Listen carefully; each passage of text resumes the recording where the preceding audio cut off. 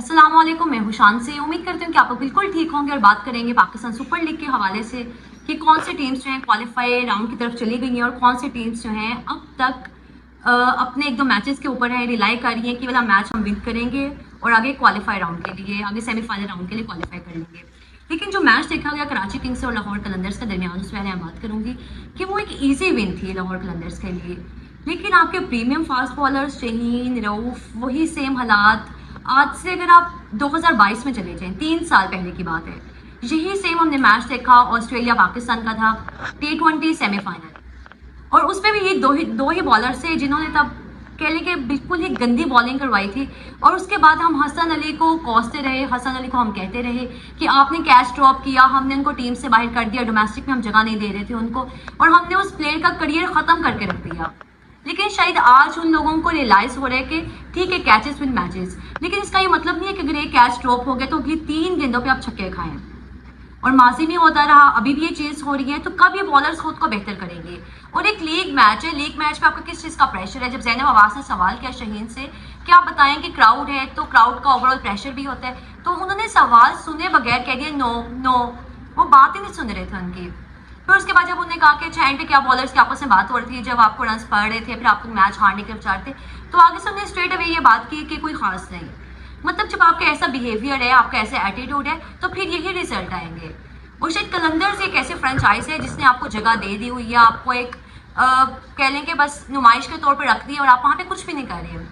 एक दो मैचेस में आपके देखा अच्छी बॉलिंग थी, वहाँ पे आपने विकेट्स भी हासिल की, लेकिन उसके बाद फिर कंटिन्यूसली वही चीज़ है। ना आपके पास कोई वैरायटी है, ना कोई वेरिएशन है। रेड बॉल आपने नहीं खेलनी और डे फॉर्मेट आपने नहीं खेलना।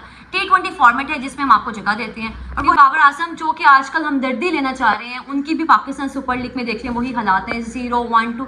मुझे लगता है शायद बाबर के जो स्टैट्स हैं किसी इंसान से ढके छुपे हों। फिर 46 की एक मैच पे 56 किया, 50 बना ली, सबने कहा बाबर आजम की फॉर्म वापस आ गई है। लेकिन फॉर्म आपकी एक ही मैच के इनिंग्स के बाद आ जाती है। लेकिन ये कौन सी फॉर्म है जो कि एक मैच में आप खेलते हैं, फिर 3 मैच में आपके 0 रन होते हैं। कल वाले मैच में जो मुल्तान सुल्तान के खिलाफ था उसमें भी आपने 8 रन बनाए।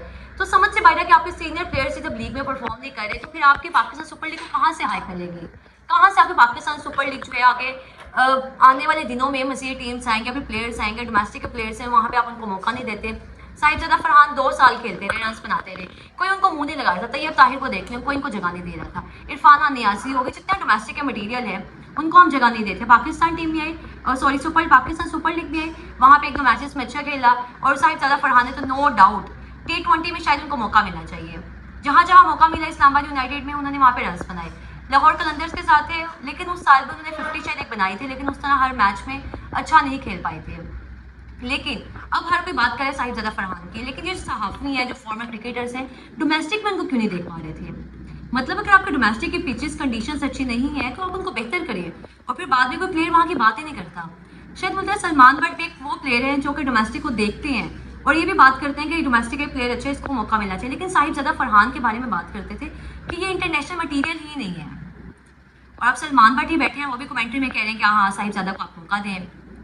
तो ये मैचेस के हालात हैं। और मुल्तान सुल्तान जो है वो बस रिजवान वही बात है कि जब पाकिस्तान टीम में आप आगे कप्तान बन के फिर आपको कोई इंप्रूवमेंट नहीं करनी, कोई अच्छी बैटिंग नहीं करनी, कोई बॉलिंग नहीं करनी, बस ठीक है आपको तनख्वाहें मिल रही हैं, सेंट्रल कॉन्ट्रैक्ट आपका है, फिर आपने खुद को क्यों ही बेहतर करने हैं। रिजवान पहले बातें करते थे, जब शहीन शाह और बाबर वाला मसला हुआ तो ये जी सुलह करवाने वाले थे। और मुझे लगता है शायद जो एक थर्ड पर्सन है हमेशा वही कसूरवार होता है बीच में। मतलब उसका बहुत मेन रोल होता है इस चीज़ में कि वो उसको भी जाके बातें करें, उसको भी करें, उसने अपना आप अच्छा रखा हुआ है लेकिन खुद जगह लेने के लिए। फहर जमाना की जो ट्वीट हुई थी जिसके बाद जो है रिजवान कप्तान बने थे, तब फहर के बहुत से चांसेस थे कि फहर जो है कैप्टन बनेंगे। लेकिन तब जो साया ग्रुप था, साया ग्रुप का बहुत रोल है बाबर को तबाह करने में, शहीन को, रिजवान को, फहर को, क्योंकि सबका जो एजेंट है वो साया ग्रुप भी है। और साया ने फहर की आईडी से ट्वीट की जो कि फहर जमान को आइडिया भी नहीं था। रिजवान कप्तान बने, टीम को लेके गए, न्यूजीलैंड गए, कुछ नहीं, वही शिकस्त। और उसके बाद आपके पोस्ट मैच प्रेजेंटेशन में आप कहते हैं कि हम तो लर्न कर रहे हैं।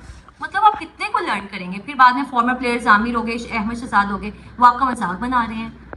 तो ये आपके हालात हैं। और कल वाले मैच में देख लें मुल्तान सुल्तान ने मुल्तान के स्टेडियम मैच था और वहाँ पे आप कहते कि आपको 5 मैचेस मिले, आपका रोना धोना शुरू हुआ था मीडिया पे, लेकिन आप अपने होम ग्राउंड में मैच नहीं जीत पा रहे।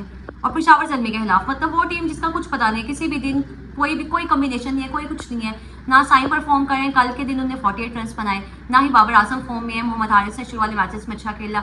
मास सदाकत नए प्लेयर आए हैं, उन्होंने कल वाले मैच में विकेट भी 2 हासिल की, 7 रन भी बनाए। और उससे पहले जो एक है था कि मस्ट विन गेम थी, उसमें अपनी टीम को मैच जितवाया इस्लामाबाद यूनाइटेड के खिलाफ। तो ये पाकिस्तान सुपर लीग के हालात हैं ना। आपके मेन प्लेयर्स परफॉर्म करें, न्यू प्लेयर्स को आप मौका नहीं दे रहे। हसीबुल्ला को हमने बाहर बिठाया हुआ है, उसके अलावा ख्वाजा नाफे बाहर बैठे हुए हैं, मेहरान मुमताज़ बाहर बैठे हैं। फिर हम फ्यूचर के प्लेयर्स कहाँ से ढूंढें, कहाँ से तलाश करें? ना आपने डोमेस्टिक में मौका देने हैं, आपने पाकिस्तान सुपर लीग में जो ऑनर्स हैं वो सिर्फ इसी खोज में है कि हम मैच जीत जाएं, किसी तरह से पुराने प्लेयर्स को लें, या फिर जो प्लेयर्स फॉर्म में है, इन फॉर्म में आप उनको मौका दें। मतलब जब आप न्यू प्लेयर्स को, ठीक है आप मैच हार गए लीग में, आपको इस चीज़ तो कोई नहीं है, एंड में तो पाकिस्तान की जीत होगी ना जब नए प्लेयर्स आएंगे। लेकिन हम देखते हैं अगला जो मैच है वो इस्लामाबाद यूनाइटेड और क्वेटा ग्लैडिएटर्स के दरमियान है, और इसके बाद जो पेशावर ज़ल्मी और लाहौर कलंदर्स का मैच है वो है जी मैच जिसमें पता चलेगा कौन सी टीम जो है आगे के लिए क्वालिफाई कर रही है। और ये हालात है पाकिस्तान सुपर लीग के, कोई देख नहीं रहा, कोई व्यूअरशिप नहीं है मैचेस की, और कुछ भी नहीं है। ना ही यहाँ पे कोई ब्रांडिंग है, ना ही कोई मार्केटिंग है। कजाफी में मैच हुए, कोई नहीं आ रहा था, खाली स्टेडियम पड़े हुए थे। फजल महमूद और इमरान खान जो कि वीआईपी एम्प्लॉयर्स हैं, यहाँ के आप पासिस ही एटलीस्ट थे। पहले तो ये इनमें जगह ही नहीं मिलती थी, लेकिन अभी भी खाली पड़े हुए हैं।